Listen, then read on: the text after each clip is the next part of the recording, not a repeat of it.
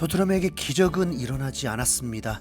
토트넘의 13라운드 아스톤빌라와의 홈경기, 갑자기 부상자들이 회복될 리도 없고 리그 사무국에서 출장 정지 징계를 풀어줄 리도 없고, 그럼 현재 남은 선수들로만 라인업을 꾸려야 하는데 그 라인업이 미친 활약으로 아스톤빌라를 제압할 리도 없죠. 많은 전문가들은 아스톤빌라의 승리를 예측했고, 이는 현실이 되어서 1대2로 토트넘이 패배하고 말았습니다. 리그 3연패, 순위도 추락, 그 다음 경기는 맨시티 원정, 4연패도 유력한 상황이 되었습니다. 그런데 왜 그런지 그렇게 최악이라는 생각이 왜 들지 않죠? 엔지 감독 정말 명장 대열에 합류를 하려고 하는 걸까요? 오히려 다른 부분이 기적 같았습니다. 전문 센터백이 단 한 명 남았던 토트넘 상황에서 모두가 다이어의 선발 출전을 예상했고, 풋볼 런던도 다이어가 출전할 거라 했는데 라인업이 발표되는 순간 충격적이었습니다. 엔지 감독은 다이어를 빼고 윙백 에메르송을 출전시키는 대모험을 현실화해버렸습니다. 최근 2연패 이후에 엔지 감독에게 공통적인 질문이 전술을 수정할 의향이 있느냐였고, 절대 그럴 리 없다고 했다 보니까 엔지 감독도 융통성 없구나라는 생각이 들고 고집이 꺾일 리 없다고 생각됐는데 그게 아니었습니다. 전술을 수정하지 않겠다는 거였지 선수는 누구든 바꿀 수 있다였습니다. 그래서 토트넘의 선발 라인업이 비카리오 골키퍼, 페드로 포로, 에메르송, 벤 데이비스, 우도기, 벤탄쿠르, 로셀소, 클리셉스키, 브리안 힐, 브레넌 존슨, 그리고 손흥민, 이렇게 선발 출전하였습니다. 엔지 감독 정말 현명하고 잔인하기도 합니다. 이 정도까지 선택이면 다이어는 어디를 가도 뛸 수 없는 선수임을 간접적으로 만천하에 알려버린 것입니다. 그래서 불안보다 기대감으로 바뀌었고, 설사 아쉬운 결과가 되어도 참패만 아니라면 절반의 성공이라고 생각했습니다. 경기장은 만원 관중이었고 팬들은 여전히 토트넘을 응원하기 위해서 경기 전부터 강력한 응원으로 12번째 전사가 되었습니다. 우선 이런 상황에서는 동료들이 서로를 믿어주는 게 굉장히 중요하죠. 벤탄쿠르, 로셀소는 중원을 책임지는 중요한 역할인데 올 시즌 첫 선발 출전이었습니다. 그리고 또 한 명의 선발 출전 선수가 있었는데 브리안 힐입니다. 엔지 감독은 확실히 변화를 주었죠. 그리고 이제 완전 새로운 라인업으로 아스톤 빌라를 상대하다 보니까 꼭 개막전 같은 느낌까지 들었습니다. 아스톤 빌라는 뉴캐슬에게 개막전에서 참패를 당했었죠. 경기가 시작되고 초반부터 토트넘 선수들이 강한 전방 압박과 함께 매우 날카로운 공격으로 지배해버렸습니다. 전반 2분 우도기가 박스 안에서 슈팅 찬스를 얻었는데 공중으로 날려버렸고, 바로 이어서 클루셉스키가 상대 패스를 차단할 뿐만 아니라 곧바로 역습이 되도록 움직이더니 박스 안에서 단독 찬스가 생겼는데 하필 그 슈팅이 왼쪽 골대를 맞고 튕겨져 나와버렸습니다. 슈팅 순간에 골인 줄 알고 기뻐했는데 이런 골대를 맞고 나올 줄은 상상도 못했습니다. 이 순간만큼은 클루셉스키의 슈팅의 불운이 전혀 아쉽지 않았습니다.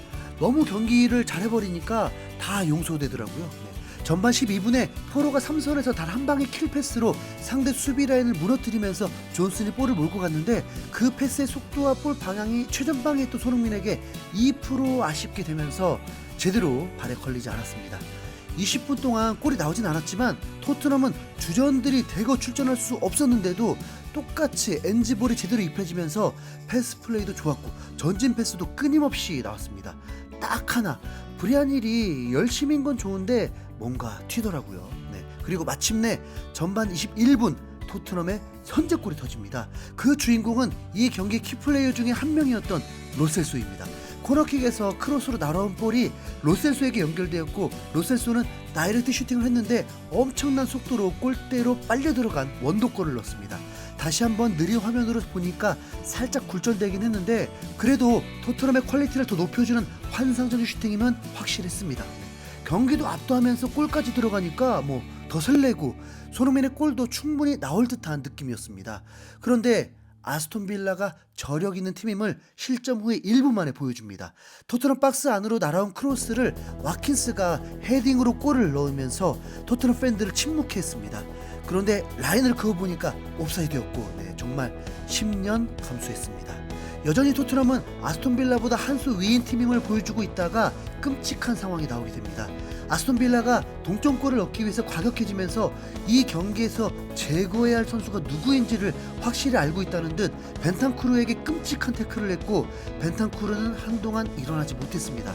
벤탄쿠르는 토트넘의 승리를 불어넣어주는 아이콘 같은 선수였는데, 지난 시즌에도 잘나가던 토트넘이 벤탄쿠르가 십자인대 파열로 이탈한 이후부터 추락했고, 현재도 도무지 답이 없어 보이는 토트넘 상황에서 선발로 복귀를 하면서 비수마의 역할을 매우 잘해주고 있었는데 꽤 오랜 시간 동안 쓰러져 있었습니다. 팬들도 얼마나 중요한 선수인지를 알았는지 벤탄쿠르가 뛸 수 있다는 의사를 보이자 큰 박수가 쏟아져 나오기도 했습니다. 그런데 그 기쁨도 잠시 벤탄쿠르가 또 쓰러졌습니다. 순간은 벤탄쿠르가 스스로 안 되겠다는 뜻으로 주저앉은 줄 알았습니다. 느린 화면으로 다시 보니까 그게 아니었습니다.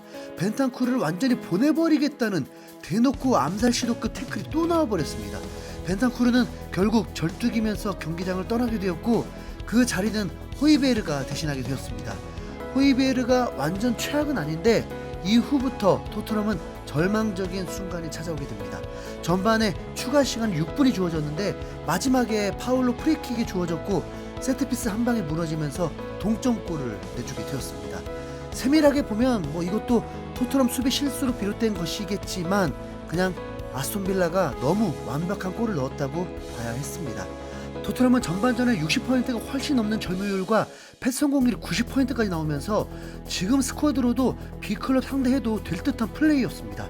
다만 벤탄쿠르가 빠진 것이 후반전에 어떤 결과로 이어질지가 솔직히 불안했습니다. 그래도 퇴장으로 한 명 줄어든 것이 아니라 선수가 바뀐 것 뿐이니까요.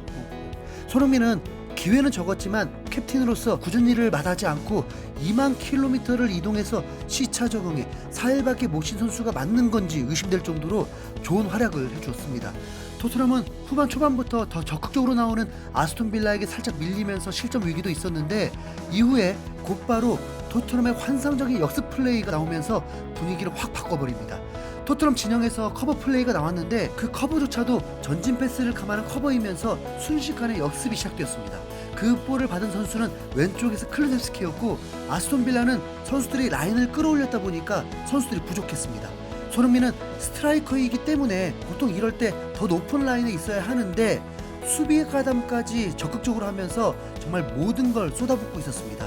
그러다 보니까 이 역습 순간에 손흥민은 페널티 박스 선상에 있었는데 스프린트를 시작하더니 충격적인 속도로 아스톤 빌라 수비진들을 추월하면서 80m를 전력 질주를 했고, 심지어 11살 어린 존슨과 맞먹는 스피드를 보여주면서 침투했고, 감각적인 백힐 패스까지 선보이면서 클루셉스키에게 기회를 줬는데 마지막 2% 아쉬운 패스로 존슨의 발에 걸리지 않으면서 득점이 무산되었습니다. 정말 최고의 작품 나올 뻔했거든요. 동료들도 이게 골이 안 된 게 많이 아쉬웠나봐요. 살짝 집중력이 흐트러졌고 정말 잘해주고 있었던 수비에서 균열이 생기면서 뒷공간을 내주었고, 안일한 대응에 아스톤 빌라의 패스 한 방에 무너지면서 아스톤 빌라 에이스에게 역전골을 헌납하고 말았습니다. 어차피 나이어가 있었어도 이런 실점 굉장히 많이 나올 수 있거든요.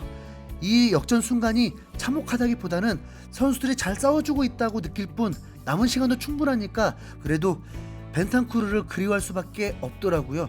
토트넘은 점유율은 계속 높이 가져갔고 찬스도 생기긴 했는데 이젠 아스톤 빌라 골키퍼도 신들린 선방을 보여주고, 요 선수가 카타르 월드컵 최고의 골키퍼로 선정된 아르헨티나 국대 골키퍼였거든요. 거기다 손흥민은 2번의 득점이 더 나왔는데 모두 옵사이드가 되면서 아쉬움을 삼켜야만 했습니다. 그리고 최종 결과도 1대2 패배. 주전 선수들 다 빠진 이후부터 손흥민이 3경기 연속 무득점으로 공격 포인트도 얻게 되었습니다. 타이밍들이 절묘하죠. 분명 잘 싸워줬는데 손흥민의 득점이 없으면 팀도 승리할 수 없다는 공식 깨질 못했습니다. 잘 싸워주기만 하고 결과를 얻지 못하면 팬들도 지치고 돌아설 수 있다는 건 알고 있겠죠? 돌파구가 필요합니다. 17개 슈팅에 단 한 골. 손흥민이 볼 연기에 집중하지 말고 제발 희생해서 슈팅을 남발해야 한다는 걸 더 확실히 깨달았으면 좋겠습니다. 자, 다음 컨텐츠로 돌아올게요. 이상 흰수염고래였습니다. 여러분, 경기 재미는 있었잖아요. 포기하지 맙시다.